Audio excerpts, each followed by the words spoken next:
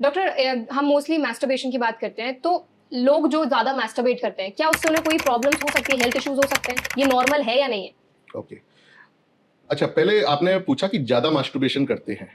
तो जैसे अगर हमारे पास काफ़ी लोग आते हैं ये मास्टरबेशन की समस्या लेके कि सर मैं बहुत ज़्यादा मास्टरबेट करता हूँ, तो सबसे पहले हम उनसे पूछते हैं कि आप कितना मास्टरबेट करते हो जो आपको ज़्यादा लग रहा है? तो बहुत से मरीज़ होते हैं वो कहते हैं कि सर मैं महीने में 5-6 बार कर लेता हूँ मास्टरबेट। महीने में 5-6 बार मतलब हफ्ते में 1 या 2 बार मैक्सिमम। तो इसको एक नॉर्मल फिनोमिना समझा जाता है।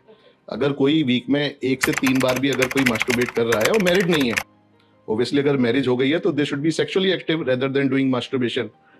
तो अगर मैरिड नहीं है, 1 से 3 बार ही मास्टरबेट कर रहे हैं, तो इसको नॉर्मल समझा जाता है। और सेम पेशेंट अगर बोलता है कि डॉक्टर साहब मैं बहुत ज़्यादा मास्टरबेट करता हूँ, दिन में 1 से 3 बार कर रहा हूँ, तो उसको हम एक्सेसिव मास्टरबेशन समझेंगे कि जिसकी फ्रीक्वेंसी बहुत ज़्यादा है। तो जैसे अगर 10 मरीज आए तो बहुत से लोगों को तो यही नहीं पता है कि ये कुछ फ्रीक्वेंसी में नॉर्मल भी है।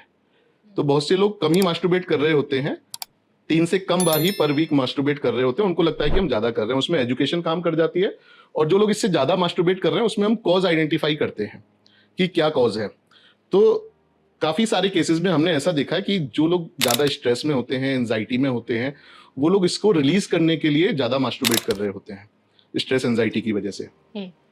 या एक समस्या होती है ओसीडी, उसमें एक सेक्सुअल ओसीडी भी होती है लोगों को, उसमें उनको सेक्सुअल ऑब्सेशंस काफ़ी आते हैं, थॉट्स चलते रहते हैं सेक्स के, वो नहीं भी सोचना चाहें फिर भी इंट्रूसिव थॉट आते हैं।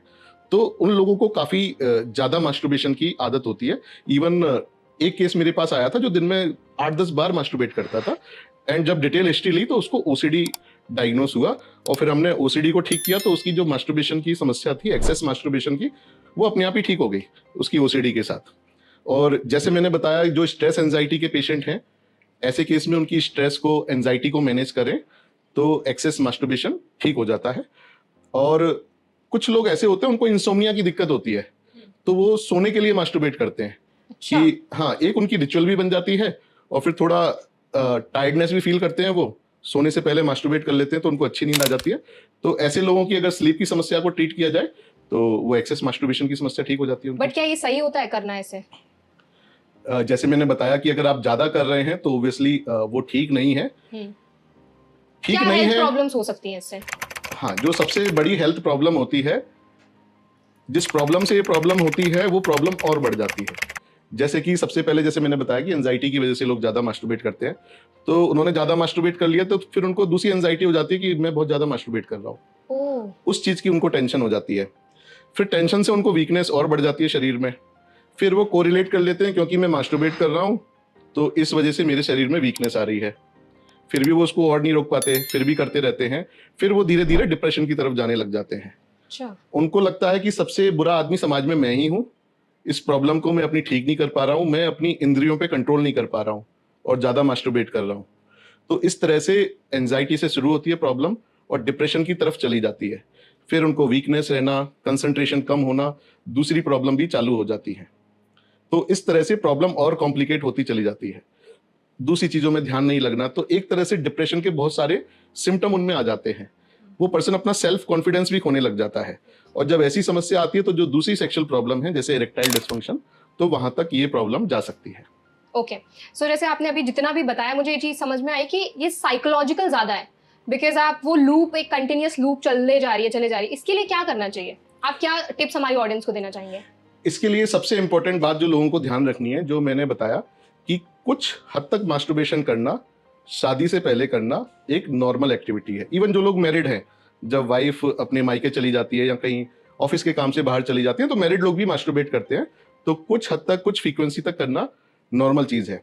दूसरा, जो लोगों ने सोच रखा है कि जो एक सीमन का बूंद है, 100 खून की बूंद के बाद एक सीमन का बूंद बनता है, ऐसा समाज में लोगों के मिसकंसेप्शंस हैं, इवन रिलीजियस मिसकंसेप्शंस हैं।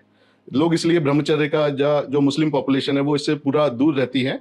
वो बताती है कि हमारे रिलीजन में ऐसा है कि बिल्कुल नहीं करना चाहिए। तो थोड़ा मेडिकली साइको एजुकेट होने की लोगों को जरूरत है कि सीमन को लूज करना इतना बहुत बड़ा नुकसान नहीं है अगर वो कम फ्रीक्वेंसी से कर रहे हैं। जो लोग ज्यादा फ्रीक्वेंसी से कर रहे हैं उनको ये समझना चाहिए कि वो ज्यादा फ्रीक्वेंसी से तो कर रहे हैं लेकिन साइड इफेक्ट थोड़े से हैं, वीकनेस वगैरह है, ईडी की समस्या फ्यूचर में हो सकती है, लेकिन कोई बहुत बड़ी कॉम्प्लिकेशन नहीं होने वाली। ओके। और जो वजह है जिसकी वजह से वो ज्यादा फ्रीक्वेंसी से कर रहे हैं, उसको आइडेंटिफाई करें, तो वो उनको फ्रीक्वेंसी कंट्रोल करने की जरूरत है, मास्टरबेशन को पूरा बंद करने की जरूरत नहीं है। तो उस तरह से उनकी समस्या सॉल्व हो सकती है। तो दोस्तों, होप ये वीडियो आपको अच्छा लगा होगा। तो अगेन मोटिवेशन बढ़ाने के लिए इसको अब लाइक तो कर दीजिए, इतना आपने वीडियो देख ही लिया है ये, और हमारे चैनल को सब्सक्राइब कर लीजिए।